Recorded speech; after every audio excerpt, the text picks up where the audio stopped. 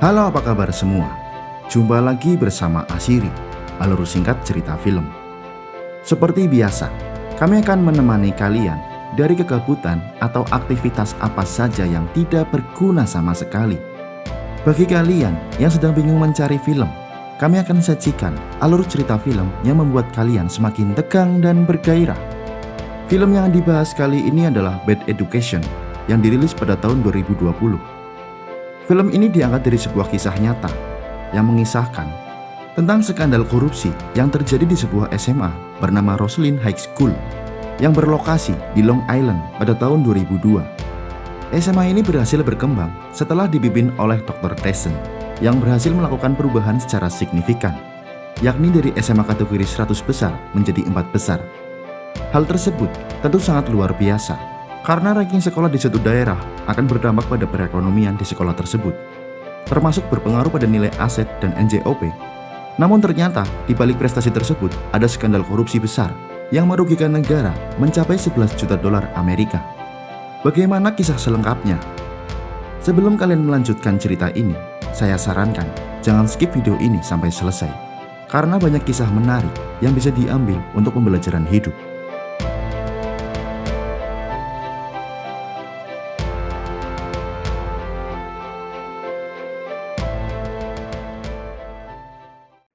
Di awal film, diperlihatkan seorang pria yang menaiki podium untuk memberikan sambutan dengan diiringi gegap gempita dan tepuk tangan para orang tua siswa. Dia adalah Dr. Tyson, kepala sekolah Roslyn High School, orang yang berhasil membawa perubahan pada SMA tersebut.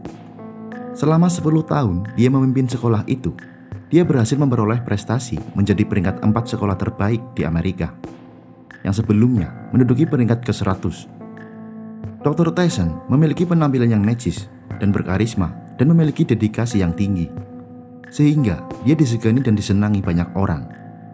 Selain itu, ditambah juga dengan prestasi dan kemampuan sosial marketing yang dia miliki, membuat para rekan, kolega, dan masyarakat sangat mencintainya.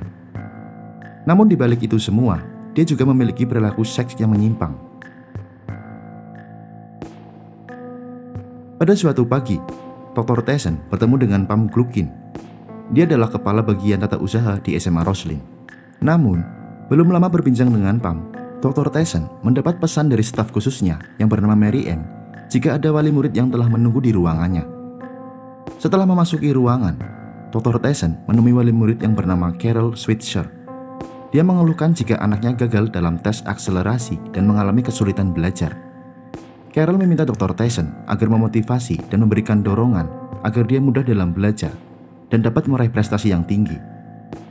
Dr. Tyson kemudian memotivasi anak itu dengan menceritakan pengalamannya dan memberinya semangat jika semua anak memiliki kecerdasan masing-masing serta memiliki kesempatan yang sama untuk sukses.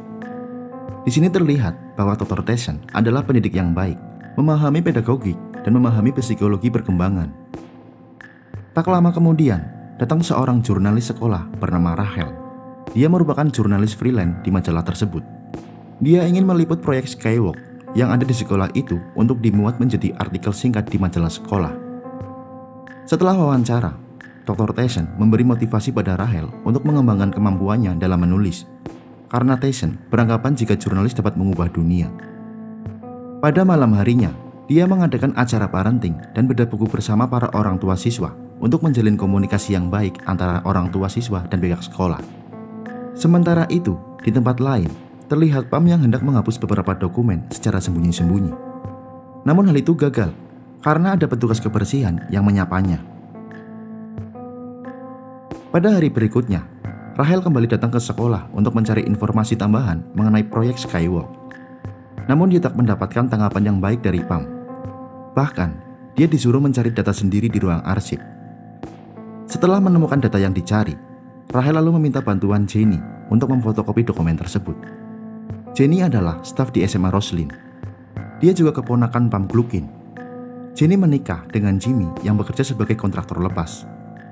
Ketika menunggu fotokopi, Rachel menemukan beberapa langit-langit gedung yang lapuk dan bocor. Hal itu tentu membuat Rachel penasaran, karena itu tidak lazim untuk sekolah sekelas Roslyn.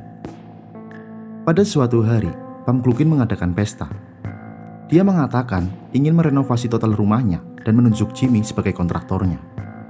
Saat pesta telah selesai, Jenny menemui Pam dan hendak meminjam uang untuk membelikan anaknya PlayStation. Selain itu, suaminya Jimmy juga tak memiliki modal untuk merenovasi rumah Pam. Pam lalu memberikan Jenny kartu kredit SMA Roslyn. Di kantor redaksi majalah sekolah, terlihat perdebatan antara redaktur dan Rachel. Redaktur tampak kurang setuju dengan artikel Skywalk yang akan dimuat oleh Rachel. Hal itu karena tak sesuai dengan tema majalah tersebut dan tidak sesuai juga dengan para pembaca majalah tersebut yang kebanyakan para remaja.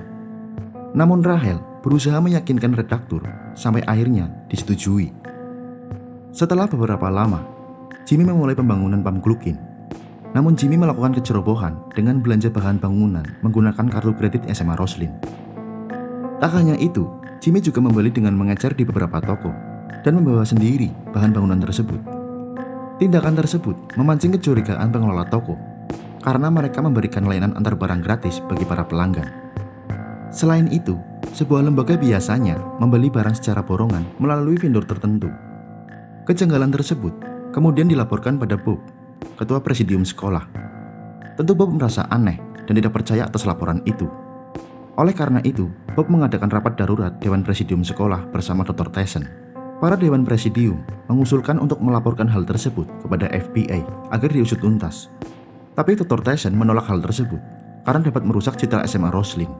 Dia juga mengatakan, jika kasus ini terblow up ke publik akan menjatuhkan reputasi SMA Roslyn dan dapat menurunkan peringkatnya kembali ke 100. Hal itu tentu tidak diinginkan, apalagi hal tersebut dapat berimplikasi pada nilai aset dan properti di daerah tersebut. Dr. Tyson kemudian menemui Bill, seorang auditor sekolah. Setelah mengaudit semuanya, ternyata kerugian keuangan sekolah mencapai $233.000 Amerika. Bill juga mengatakan jika dia lalai tak memverifikasi pembelian tersebut.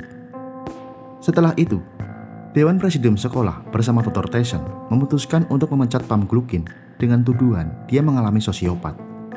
Selain itu, pihak sekolah juga mencabut lisensi administrasi Pam Gluckin. Sebelum pergi, Pam Gluckin menuliskan sindiran pada secari kertas yang akan diberikan pada Dr. Tyson. Bukan aku yang sosiopat di sini. Sepulangnya dari sekolah, Pam memukuli Jimmy akibat perbuatannya yang menyebabkan dia kehilangan pekerjaan.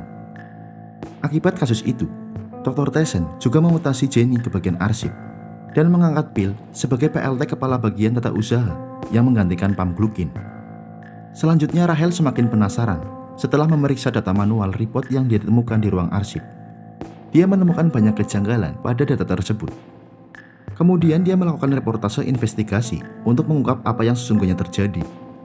Dengan dibantu ayahnya Rachel mengecek vendor SMA Roslyn satu persatu dan hasilnya semua vendor tersebut ternyata fiktif. Dan parahnya lagi, hal tersebut telah terjadi selama bertahun-tahun tanpa ada yang mengetahui.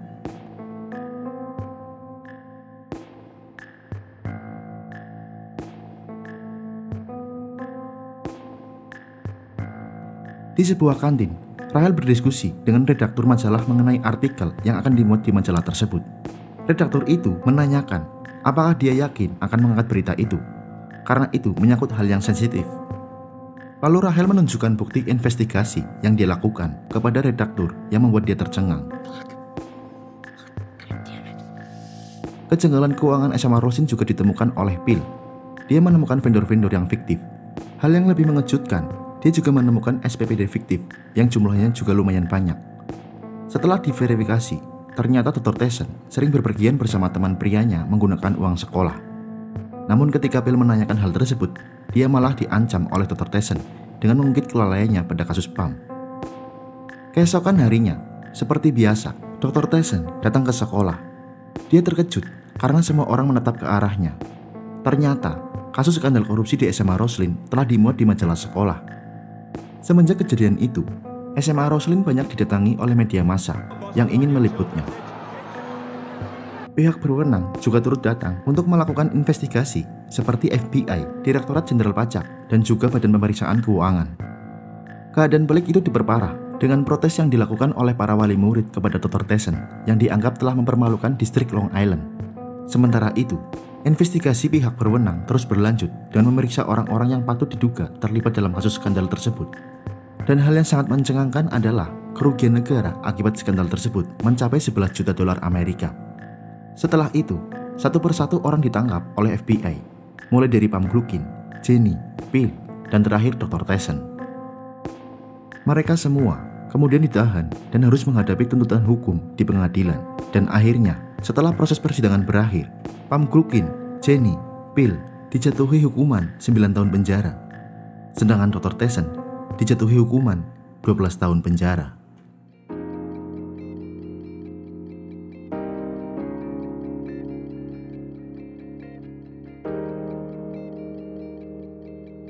Seperti itulah kisah mafia pendidikan yang berada di Amerika Serikat. Zaman terus berubah, begitu juga hidup yang terus silih berganti. Semuanya menggila mengejar kenikmatan sendiri, hanya untuk mengejar sebuah ambisi.